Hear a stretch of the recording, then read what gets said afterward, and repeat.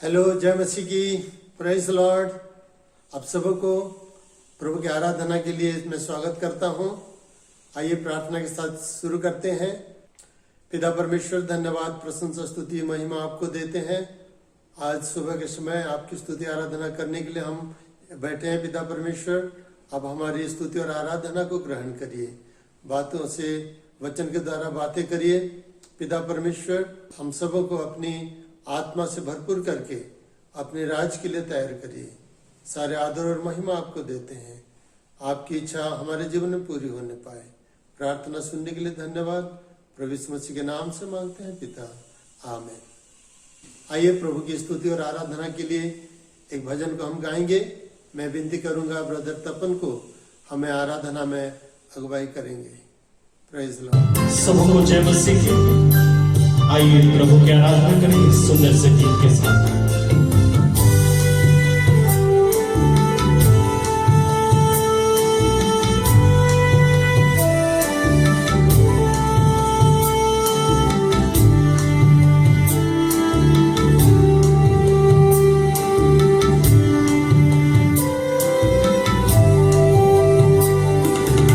ईश्वर की पीता हो धन्यवाद, हो तेरी स्तुति आराधना। ईश्वर की पीता हो धन्यवाद, हो तेरी स्तुति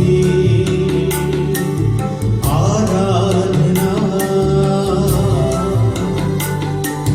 करता समर्पण आत्मा और जीवन, करता समर्पण आत्मा और जीवन, तेरी आराधना मैं तन मन धन, तेरी आराधना मैं तन मन धन। प्यारे मसीहा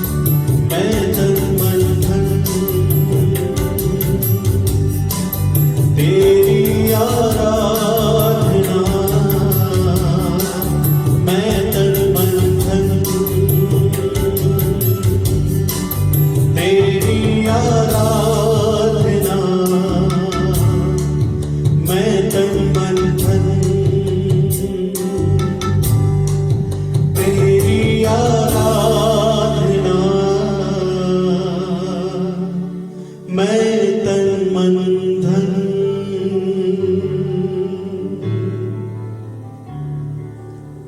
तो पिछले दिनों का जो टॉपिक था how to be great in the sight of God, इसको हम जारी रखे हैं और आज चौथा कड़ी है part 4, how to be great in the sight of God. परमेश्वर के दृष्टि में कैसे हम महान बने। पहला था कि आत्मा से भरपूर जीवन, दूसरा था पृथक सा जीवन, अलग सा जीवन, और तीसरा था आत्मा लाभ करने का जीवन। और आज देखेंगे एक समर्पित जीवन या सरेंडर्ड लाइफ। तो ये आखिरी है चौथी कड़ी, इसको हम और भी आगे बढ़ा सकते हैं, लेकिन मैं सोच रहा हूं कि आप लोग सब बोर हो गए होंगे, इसलिए ज्यादा और लंबा नहीं खींचना है। चौथी कड़ी सरेंडर्ड लाइफ। परमेश्वर के नजर में अगर कोई महान बनना चाहे तो उसके लिए एक सरेंडर्ड लाइफ, एक संपूर्ण समर्पित जीवन बहुत जरूरी होता है। जैसे प्रभु यीशु मसीह हमारा तो नमूना है, और प्रभु यीशु मसीह भी अपने सारे जीवन में, सारे बातों में, हर एक कार्य में प्रभु के पिता परमेश्वर की इच्छा में रहे और पिता परमेश्वर की इच्छा के अधीन रहकर सब कुछ कार्य किया। आखिरी वो कलवरी क्रूस पे भी जाके मरा प्रभु की इच्छा के अनुसार। हम पढ़ेंगे पहला पतरस उसका 5 अध्याय 6 वचन। इसलिए परमेश्वर के बलवंत हाथ के नीचे दीनता से रहो, जिससे वह तुम्हें उचित समय पर बढ़ाए। परमेश्वर चाहता है हमें बढ़ाने के लिए, हमें ऊंचा करने के लिए, हमें महान बनाने के लिए। उसका इच्छा, लक्ष्य, उद्देश्य है। लेकिन वैसे लोगों को वो कर पाएगा जो परमेश्वर के अधीन होंगे, नम्र होकर समर्पित रहेंगे। ऐसे लोगों को ऊपर उठा पाएगा। क्योंकि जो व्यक्ति सरेंडर न हो, जो व्यक्ति परमेश्वर की इच्छा के अनुसार पूरी रीति से अपने आप को समर्पित न किया हो, ऐसे व्यक्ति को प्रभु कैसे इस्तेमाल करेगा। वो तो परमेश्वर की इच्छा और परमेश्वर की आज्ञा और परमेश्वर के चालना से वो अलग रह जाता है। इसीलिए ऐसे व्यक्ति को प्रभु इस्तेमाल नहीं कर पाता है।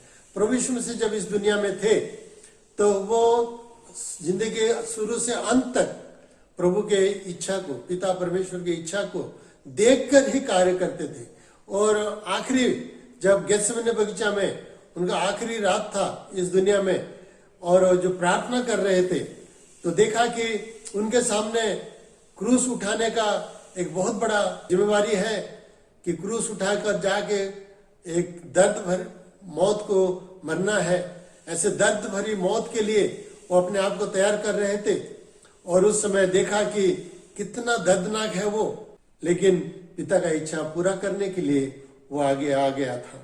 जैसे हम पढ़ते हैं मत्ती रचित सुसमाचार उसका 26 का 42। फिर उसने दूसरी बार जाकर यह प्रार्थना की, हे मेरे पिता, यदि यह मेरे पिए बिना नहीं हट सकता तो तेरी इच्छा पूरी हो।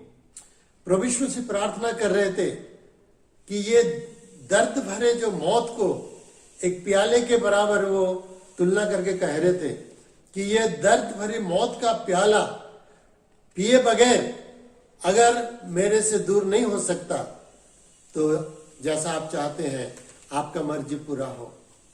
वो देख रहा था कि मनुष्य के हिसाब से, मनुष्य के रूप में जो दर्द, जो कष्ट उनको सहना पड़ेगा, वो देख के उनका शरीर कांप रहा था और खूब प्रेशर में, दर्द में, मेंटल प्रेशर में, मेंटल दर्द में वो करा रहा था। और प्रार्थना के समय वचन में हम देखते हैं कि उसके शरीर से ऐसे पसीना निकल रहा था कि पसीना इतना घना हो गया था जैसे लहू का बूंद हो, ऐसे गिर रहा था। उनके दिमाग में विविड चित्र, क्लियर चित्र दिख रहा था, कैसे उसको मारा जाएगा, कैसे कोड़े खाना पड़ेगा और क्रूस उठा के जाना पड़ेगा और कैसे लोग तिरस्कार करेंगे। ये सब सोच सोच के शारीरिक तौर पे बहुत कष्ट अनुभव कर रहा था। इसलिए वो प्रार्थना कर रहा था कि ये बहुत कठिन बात है शारीरिक तौर पे, लेकिन ये पिए बगैर अगर दूर नहीं हो सकता तो मैं पीने के लिए तैयार हूं पिता, आपका मर्जी पूरा करने के लिए मैं आया हूं। यूहन्ना रचित सुसमाचार उसका 6:38 में भी हम पढ़ते हैं प्रभु यीशु मसीह जो कह रहे हैं, क्योंकि मैं अपनी इच्छा नहीं वरन अपने भेजने वाले की इच्छा पूरी करने के लिए स्वर्ग से उतरा हूं। प्रभु यीशु मसीह कह रहे हैं कि पिता का इच्छा पूरा करने के लिए इस दुनिया में आए हैं। तो प्रभु यीशु मसीह हमारा नमूना है, हम उनके पीछे चलते हैं। प्रभु जैसे चाहते हैं, जैसे किए हैं, वैसे अगर हम करें तो हम परमेश्वर के संतान बन सकते हैं और प्रभु के चेले हम बन सकते हैं और प्रभु हमें जरूर महान बनाएगा।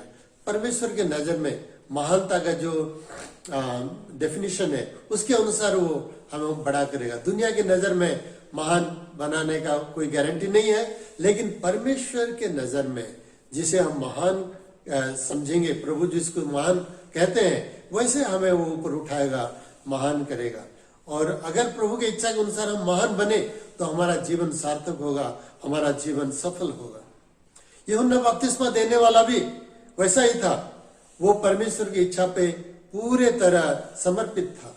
परमेश्वर की इच्छा और गाइडेंस, पवित्र आत्मा की जो गाइडेंस, पवित्र आत्मा की अगुवाई, उसके अनुसार वो चाल चला और जंगल में जाके रहा और जो भी पवित्र चीज खाना चाहिए वैसे चीज को वो खाया, जो नहीं खाना चाहिए वचन के अनुसार उसको नहीं खाया और लोगों को मसीह के पास वो पहुंचाया। सब लोगों को प्रभु यीशु मसीह के पास जाने के लिए वो अगुवाई किया, मतलब प्रभु यीशु मसीह के पास जाने के लिए लोगों को बताया। आखिरी उसने कहा कि वो बढ़े मैं घटूं, उसको बढ़ना है मुझे घटना है। He must increase and I must decrease, ऐसे उसने कहा। यूहन्ना उसका 3:30 में हम पढ़ते हैं, अवश्य है कि वह बढ़े और मैं घटूं। यह आवश्यक है। सचमुच यूहन्ना अपने आप को नम्र किया था। आज की दुनिया में अगर हम देखें तो लोग अपने आप को बड़ा बनाना चाहते हैं, दूसरे गिर जाए कोई बात नहीं, लेकिन मुझे ऊपर उठना है। लेकिन यूहन्ना कह रहा है मुझे नीचे जाना है, मुझे घटना है, लेकिन मसीह ऊपर उठना है। प्रभु यीशु वो ऊपर उठना है, उसके लिए, उसी काम के लिए मुझे भेजा गया है और मैं पूरे समर्पित हूं कि मैं घट जाऊंगा लेकिन उसको मैं ऊंचा करूंगा। इसीलिए अपने चेलों को भी प्रभु यीशु के पास भेज दिया। वो कहा मैं वही व्यक्ति नहीं, मैं मसीहा नहीं हूं, लेकिन मसीहा आने वाले हैं और वही है मसीहा। जब वो आ गया वो कहा वही है परमेश्वर का मेमना जो दुनिया के पापों का बोझ ले जाता है। और he pointed out people towards Jesus. He did not want to grab or keep his disciples unto him. अपने पास लोगों को रखने का वो नहीं सोचता था, लेकिन वो हमेशा मसीह के पास भेजने के लिए वो तैयार रहता था। इसलिए यूहन्ना को कहा जा रहा है कि वो सबसे महान व्यक्ति था, क्योंकि वो प्रभु के लिए लोगों को तैयार करता था और वो अपने आप को घटाकर प्रभु की महिमा के लिए वो जीवन व्यतीत करता था। टोटल सरेंडर्ड लाइफ, नम्र बनता था और सरेंडर्ड होता था।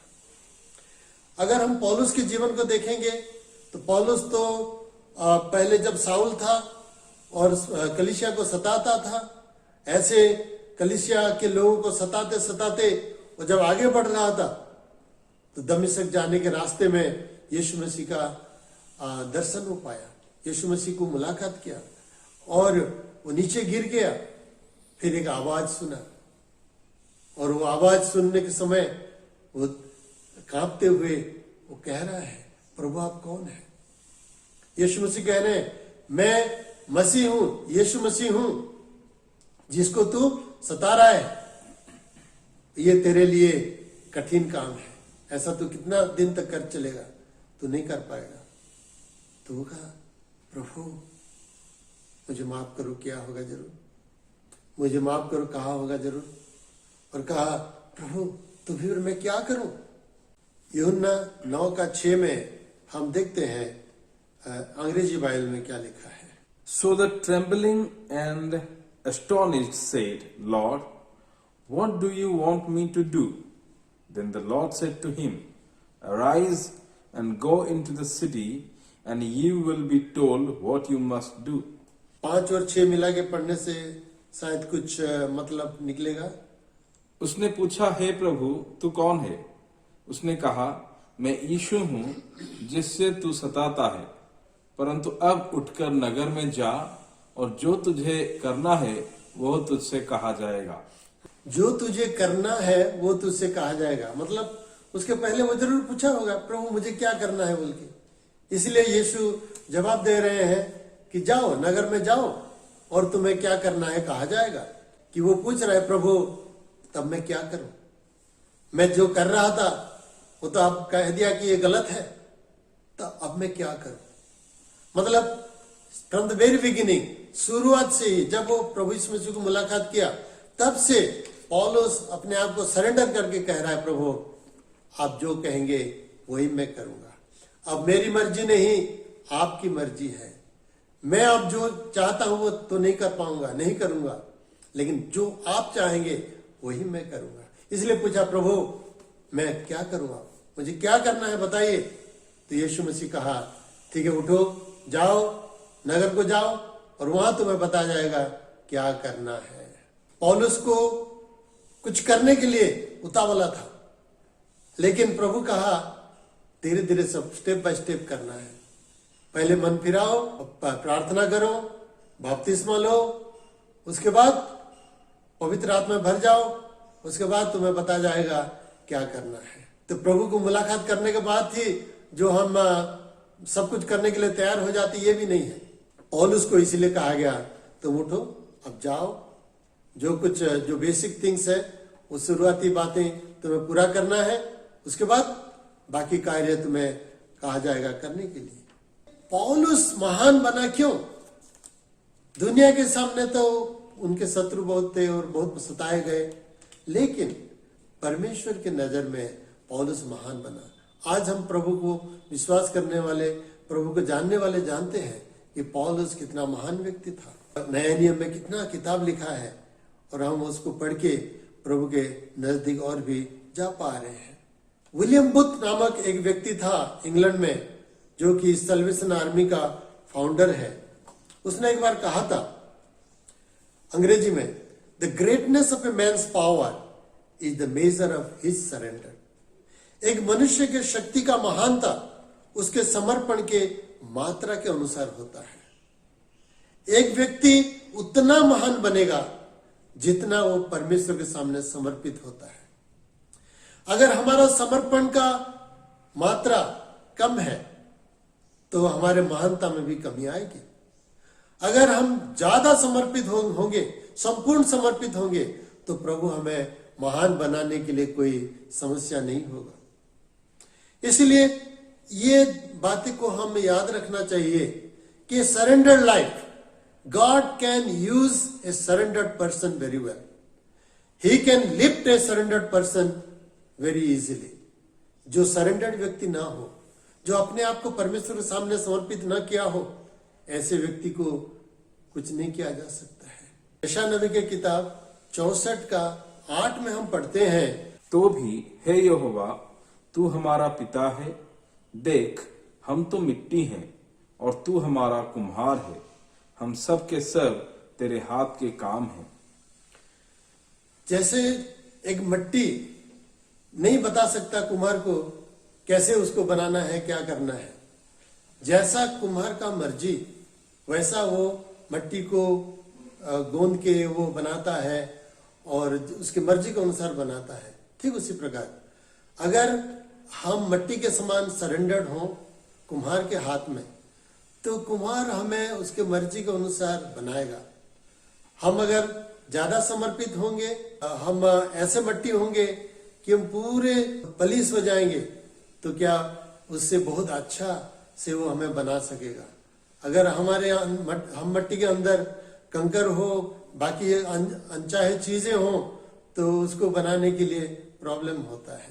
इसलिए संपूर्ण समर्पित हो, संपूर्ण चूर्ण मन हो हमारा, तो ऐसे व्यक्ति को प्रभु अच्छे से इस्तेमाल कर पाएगा। तो इसलिए जितना हमारा सरेंडर्ड लाइफ हो, उतना प्रभु हमें ज्यादा शक्तिशाली करेगा, हमें महान बनाएगा, आत्मिक शक्ति से वो भर देगा। सरेंडरिंग और ह्यूमिलिटी साथ साथ चलता है कि समर्पण का जीवन और नम्रता के जीवन और प्रभु के वचन मानने का जीवन, प्रभु के आज्ञा पालन करने का जीवन, ये हमेशा साथ साथ चलता है, इसको हम अलग नहीं कर पाएंगे। तो जो व्यक्ति सरेंडर्ड है वो भी हम्बल है, और जो व्यक्ति सरेंडर्ड है वो भी प्रभु के इच्छा को पालन करता है, प्रभु के आज्ञा को पालन करता है। पहला पत्रस 5:6 में हम पढ़े, प्रभु के बलवंत हाथों के नीचे अगर हम अपने आप को समर्पित करें, तो नम्र होकर अगर समर्पित करें, तो उचित समय पे हमें वो ऊपर उठाएगा, हमें बनाएगा। तो क्या समर्पण करना है हमारे जीवन में? हमारे जीवन में क्या चीज को हम समर्पित करें प्रभु के सामने? क्या हमारा खाली पैसा दे देने से हो जाता है? कुछ लोग सोचते हैं ठीक है पैसे ले लो, बाकी मेरा कुछ नहीं देना है। नहीं नहीं नहीं नहीं, पहले चीज समर्पित करना है, पहले समर्पित करने की चीज है अपने जीवन, अपने मन, आत्मा, प्राण, सब कुछ समर्पण करना है। जैसे हम भजन में गाए, करता समर्पण आत्मा और जीवन। तो हम आत्मा और जीवन को प्रभु के हाथ में समर्पण करना है। उसके बाद क्या समर्पण करना है? हमारे जो भी योजनाएं हैं, हमारे मन में योजनाएं होती है बहुत, कि मैं ऐसा करूंगा, ऐसा बनूंगा, वो करूंगा, फलाना ढिमकाना करूंगा, ऐसे हम सोचते हैं। पर हमारा सोच, हमारे योजना, हमारे जितने प्लान्स हैं, उसको भी प्रभु के हाथ में अगर हम समर्पित कर देंगे, तो प्रभु उसको लेकर उसके मर्जी के अनुसार हमें और भी आगे बढ़ाएगा। क्योंकि हमारा योजना प्रभु की योजना के मुताबिक नहीं होता है, हमेशा नहीं होता है। हम जैसे चाहते हैं प्रभु उससे बढ़ के भी चाहता होगा। हमारा प्लान, हमारा सोच परमेश्वर से बढ़ के कभी नहीं हो सकता है। परमेश्वर कहते हैं कि तुम्हारा सोच, तुम्हारा विचार, तुम्हारा योजना मेरे जैसा नहीं है, लेकिन पृथ्वी से जैसे स्वर्ग ऊंचा है, उसी प्रकार तुम्हारे विचार से, तुम्हारे योजना से मेरा योजना ज्यादा महान है, ऊंचा है। यशायाह नबी की किताब 55:9 में लिखा है जो, क्योंकि मेरी और तुम्हारी गति में और मेरे और तुम्हारे सोच विचार में आकाश और पृथ्वी का अंतर है। आकाश और पृथ्वी का अंतर है। अंग्रेजी बाइबल में क्या लिखा है, हम पढ़े। For my thoughts are not your thoughts, nor are your ways my ways, says the Lord. For the heavens are higher than the earth, so are my ways higher than your ways, and my thoughts than your thoughts. हमारे सोच विचार जैसे है उससे काफी ऊंचा है परमेश्वर का प्लान, योजना हमारे जीवन में। तो हम क्या सोच पाएंगे? सोचने का क्या जरूरत है? हमारे सोच, हमारे विचार, हमारे कल्पनाएं, सब कुछ जो भी है उसको हम प्रभु के हवाले समर्पित कर दें और कहें, प्रभु आप मुझसे बेटर प्लानर हैं, आप मुझसे हायर प्लानिंग जानते हैं, करते हैं और करके रखे हैं। जरूर ये समझना चाहिए कि परमेश्वर के पास ज्यादा बेटर प्लान है हमसे, इसीलिए हमारा जो भी योजना है मन में आता है उसको प्रभु के हाथ में दे दे, कहे प्रभु ये मैं सोच रहा हूं लेकिन ये क्या होगा, आपके पास उससे बड़ा योजना होगा। ठीक है प्रभु, आप जैसे मर्जी ऐसे मुझे चलाइए। तो जब हम सरेंडर कर देते हैं, नम्रता के साथ कर देते हैं और प्रभु की इच्छा को प्रतिपालन करने के लिए हम समर्पित हो जाते हैं, तो प्रभु हमें और भी महान बनाएगा, क्योंकि उसका प्लान बहुत बड़ा है हमारे जीवन के लिए। लेकिन हम अपने प्लान में डटे रहते हैं, इसलिए परमेश्वर का जो महान प्लान है उसको कभी हम हासिल नहीं कर पाते हैं। ये बहुत दुख की बात है। जब स्वर्ग जाएंगे पता चलेगा, प्रभु कहेगा, अरे मैं तो तुझे ऐसा बनाना चाहता था लेकिन तू तो उसमें रह गया। जैसे एक कहानी में बताता हूं, एक रेलवे स्टेशन में दो धनवान व्यक्ति जा रहे थे और उन्होंने सोचा एक बुढ़िया आ रही है, भीख मांग रही है, उसको पूछेंगे कितना पैसा चाहिए, अगर 1000 रुपया बोले तो हम दे देंगे। जब बूढ़ी माँ आई, ये करीब 20 साल पहले की बात है, तो बूढ़ी माँ जब आई, ये दोनों व्यक्ति पूछे अम्मा कितना चाहिए, कितना रुपया चाहिए।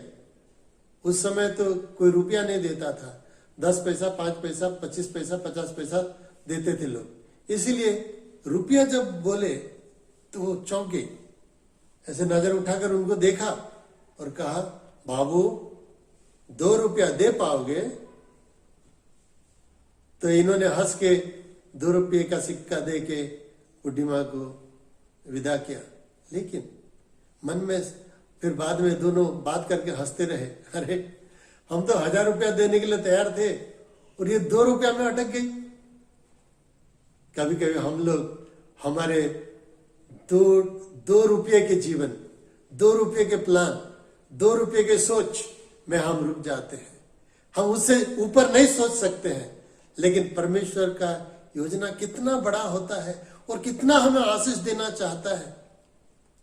अगर प्रभु के हवाले हम समर्पित कर देते तो प्रभु जरूर हमें सबसे महान योजना के अंतर्गत वो शामिल करेगा।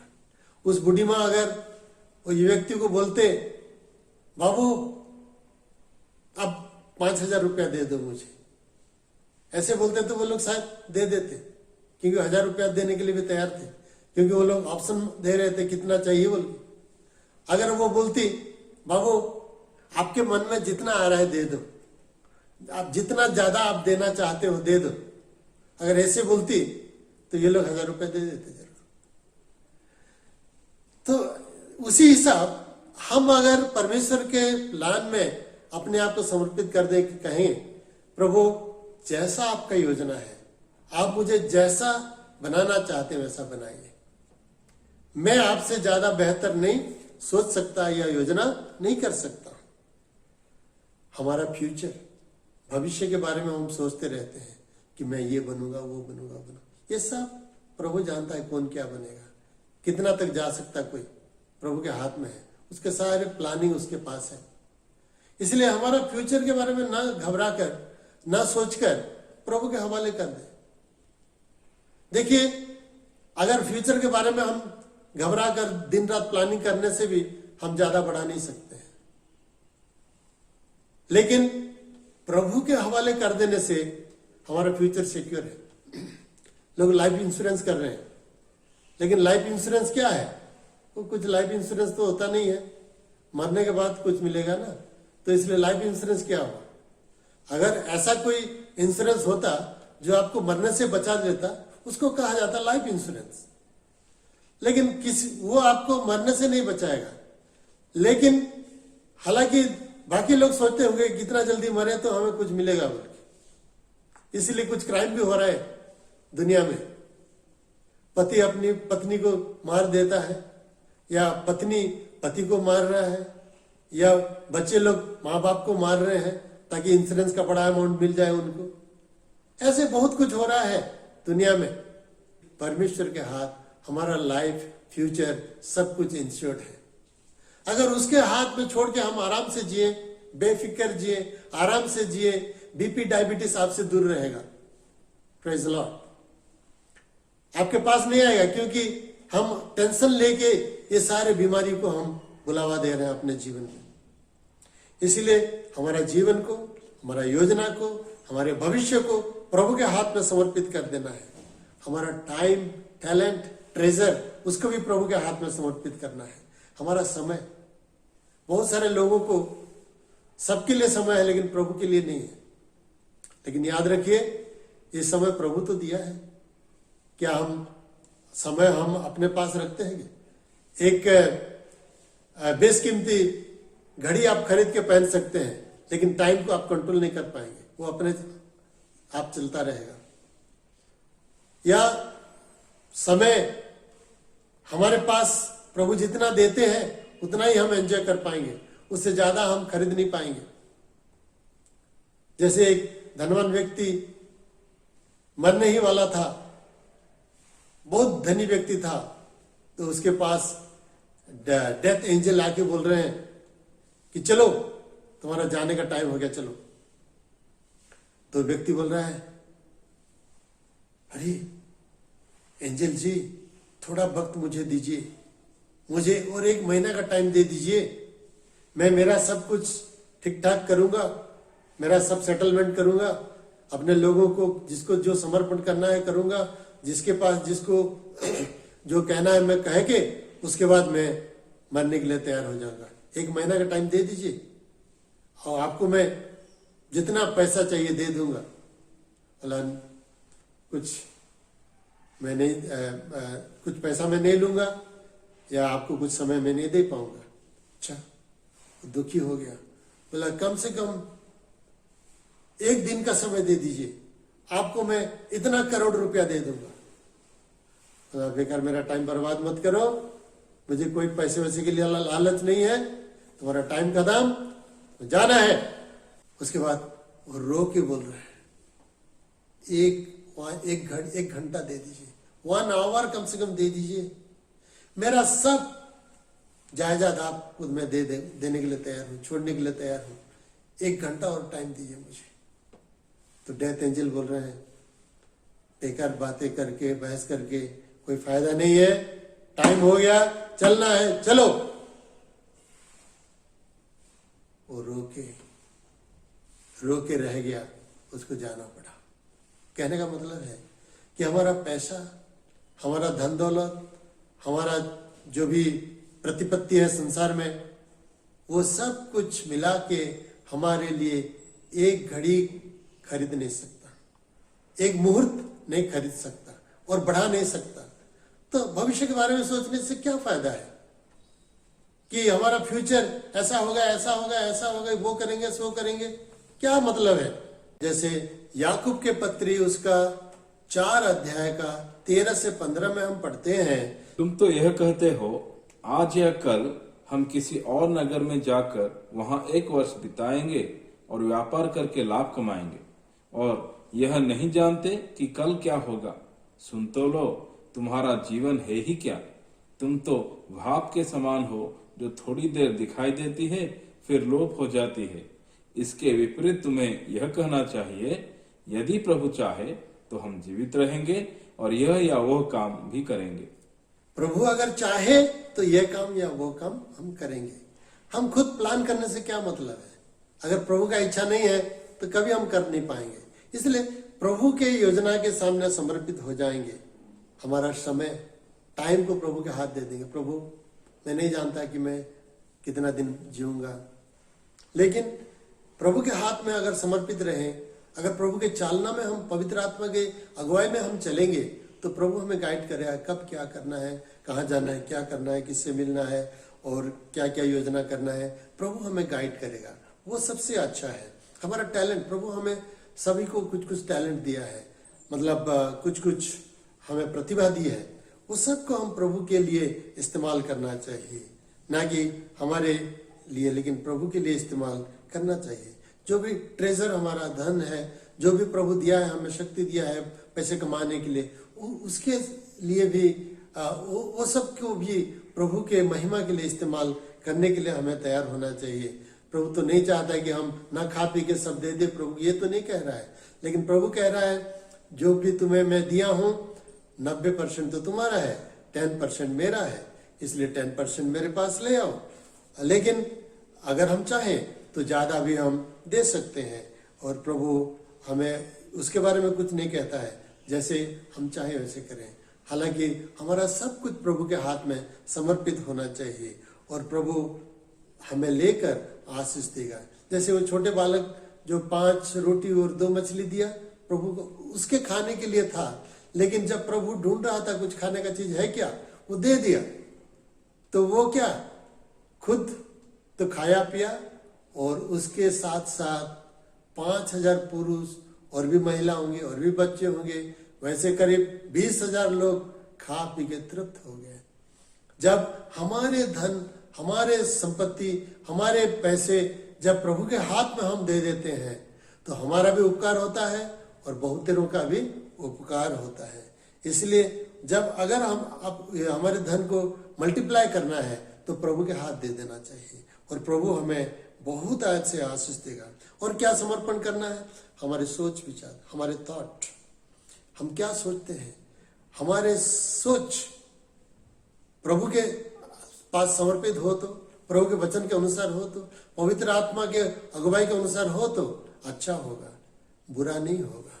इसलिए हमारे सोच विचार को भी, थिंकिंग प्रोसेस को भी प्रभु के हाथ में समर्पित करना है। हमारी बातें को प्रभु के हाथ में समर्पित करना है। जैसे प्रभु चाहे मैं ऐसे बोलूंगा, जो मैं चाहता हूं वैसा नहीं बोलूंगा। इसलिए हमें आत्म संयम चाहिए। अगर मेरे मन में कुछ क्रोध आ रहा है, अगर क्रोध से मैं कुछ बोल दूं तो बाद में मुझे पछताना पड़ेगा। इसलिए मेरा क्रोध से ज्यादा कुछ फायदा नहीं होता है मेरा, लेकिन क्रोध को जब मैं कंट्रोल करूंगा तभी मुझे फायदा होगा। और क्रोध जब करेंगे तो आप प्रभु को याद करिए, प्रभु जो कहे वैसा ही करिए। प्रभु की इच्छा के अनुसार अगर करेंगे, बातें कहेंगे तो अच्छा होगा। हमारा एक्शन, हमारे कार्यकलाप को प्रभु के हाथ में समर्पित करना चाहिए। प्रभु ये मैं तो ये करना सोचता हूँ शायद, लेकिन आपका इच्छा क्या है मुझे जानने दो, और जैसे आप चाहेंगे वैसा मैं करूंगा। तो प्रभु के इच्छा के अनुसार अगर हमारा एक्शन, कार्यकलाप हो तो जरूर प्रभु हमें और भी ऊपर बढ़ाएगा। कि आप लोग ये 4 कड़ी सुने हैं, ये 4 बातें को हमेशा याद रख के प्रभु के लिए महान बनने के लिए तैयार हो जाइए। और जो मैं गारंटी दे सकता हूं, अगर ये 4 पॉइंट्स आप फॉलो करेंगे, जरूर प्रभु आपको ऊपर उठाएगा। नंबर 1, स्पिरिट फील्ड लाइफ, पवित्र आत्मा में भरपूर जीवन। दूसरा, पवित्र जीवन, सेपरेटेड लाइफ, अलग सा जीवन। और तीसरा, आत्माओं को जीतने का जीवन। और चौथा, समर्पित जीवन। ये 4 पहलू हमारे जीवन में अगर रहेगा तो जरूर प्रभु के नजर में हम महान बनते जाएंगे, और दुनिया देखते रह जाएगा कि प्रभु हमें कहां से कहां लेकर रख देगा। प्रभु हम सबको आशीष दे। मैं आशा रखता हूं कि हम सब और मेरे सुनने वाले प्रभु के लिए महान महान व्यक्ति बने और प्रभु की महिमा करें। आइए प्रार्थना में जाएंगे।